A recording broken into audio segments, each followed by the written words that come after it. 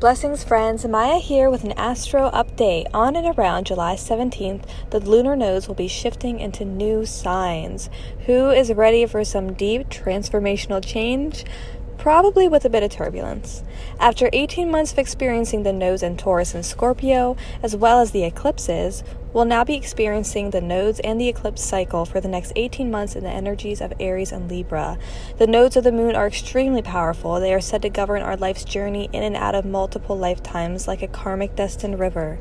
They're even said to be more powerful than the sun and the moon, as the nodes create the lunar and solar eclipses we experience every year. If you have your sun, moon, or rising sign in Libra or Aries, or you have any other placements in these signs, you will likely be even more impacted by this nodal shift and will likely experience a cataclysmic change in some area in your life. What are the lunar nodes? The lunar nodes are when the sun's orbit intersects with the moon's orbit. So the northern intersection point is considered the north node, and the southern intersection point is called the south node. In traditional astrology, the nodes are also referred to as Rahu and Ketu. There's a myth that there was a dragon that drank from the Amrita nectar of immortality that was only meant for the gods. As the gods realized this, they cut the dragon in half. The dragon remained immortal while disconnected from its lower and higher parts of itself, physically and spiritually speaking. Rahu is the head of the dragon, known to be obsessive, insatiable, and relentless, very demanding and wanting everything. Ketu is the tail of the dragon, representing our spiritual past, karma, and what needs to be sacrificed, also referred to and associated with spiritual non-attachment. In relation to modern astrology, we can see the north node can represent an increase, bringing ambition and drive to some area of our life, for better or worse, associated with our destiny, and the south node can represent a decrease or reduction in some area of our life, for better or worse, associated with our karmic past. The node shifting to the Aries Libra axis of relationships will affect us all individually as well as collectively. If you're interested in the collective reading I did on the node shifting a few months ago, see my YouTube channel Astrology with Maia under the title Lunar Node Shifting. Overall, the nodes passing through the pioneering, assertive, and fiery archetype of Aries, as well as the peaceful, diplomatic, and easygoing sign of Libra, it will bring deep transformational change and layers of healing to the forefront of our lives. These energies and archetypes will be activated within and bring an awareness and understanding of our destiny if we're open to it on a conscious level. It will also bring deeper shadow work from our subconscious to the forefront of our consciousness as well. There is a balanced and imbalanced way of being with every zodiacal sign. Thus, the nodal axis being in Aries and Libra will be invited to or forced to explore both of these archetypes and both their positive and negative aspects. What are some questions to ask ourselves during this nodal return? Where are we at on the spectrum of healthy relating? What boundaries need to be established with our relationship to ourselves and others? What people-pleasing tendencies are holding us back from our full potential? What impatient, bold actions or temptations are holding us back from our full potential? Are we being overtly action-oriented too much in a specific area of our life, or overtly easygoing too much? And how is this serving us? How can we find balance of the give and take in life? What does our relationship dynamics look like, and how can we help them grow in healthier ways? How can we explore the dynamics of we versus me? What area of life will this be happening for you?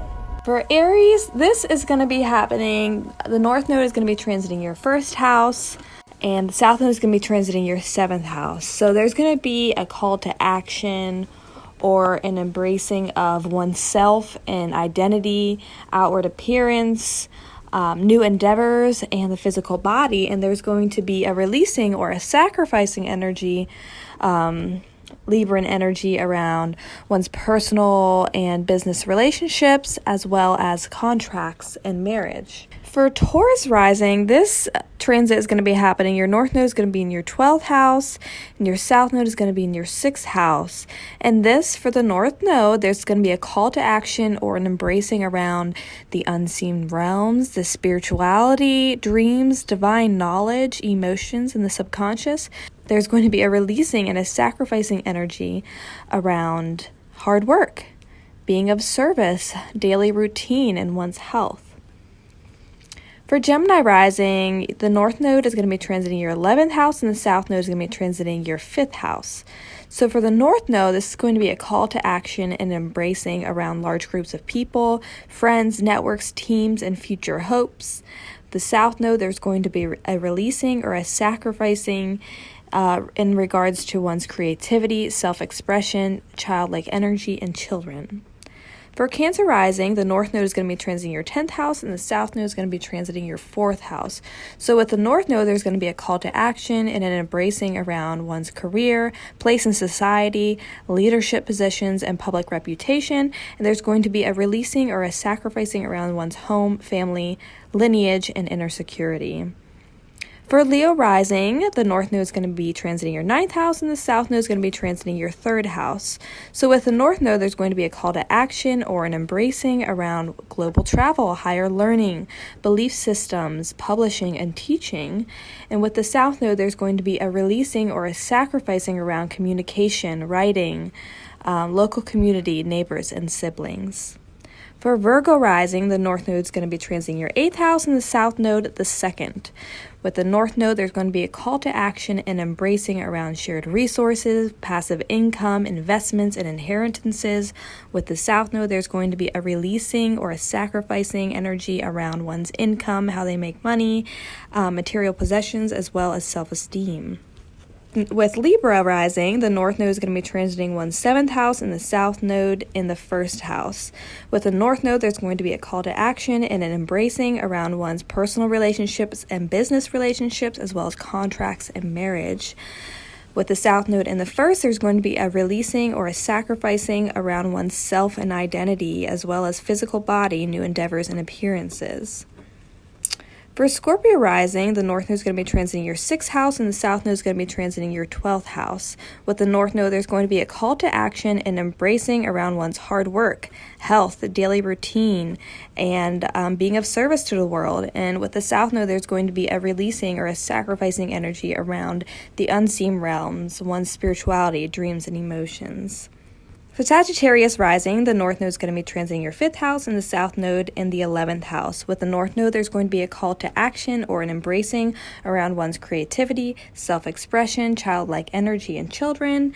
With the South Node in the 11th, there's going to be a releasing or a sacrificing energy around around large groups of people, friends, networks, teams, and future hopes. For Capricorn rising, the North Node is going to be transiting your 4th house and the South Node the 10th house. With the North Node, there's going to be a call to action or an embracing around one's home and family, security, and ancestral lineage.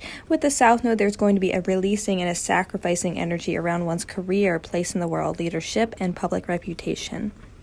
For Aquarius rising, the North Node is going to be transiting your 3rd house, and the South Node is going to be transiting your 9th house. With the North Node, there's going to be a call to action and embracing around communication, writing, speaking, one's local community, siblings, and neighbors. And with the South Node, there's going to be a releasing or a sacrificing energy around global travel, higher learning, one's belief systems, as well as publishing and teaching. And last but not least, with Pisces rising, the North Node is going to be transiting your 2nd house, and the South Node is going to be moving into your 8th house. With the North Node, there's a call to action and embracing around how one makes money, their income, material possessions, and self-esteem. And there's going to be a releasing and a sacrificing energy around shared resources, passive income, investments, and inheritances. Are you looking for more personal insight? If so, I have a few openings in my astrology natal chart readings using a sliding scale payment between $40 to $80. All I need is your email and 3 pieces of information, your birth time, date, and place. I would love to help you see what the stars have in store for you during these transformational shifts, as I can certainly help one make a bit more sense of things or to mentally, physically, and spiritually prepare for what is to come. So much love and many blessings.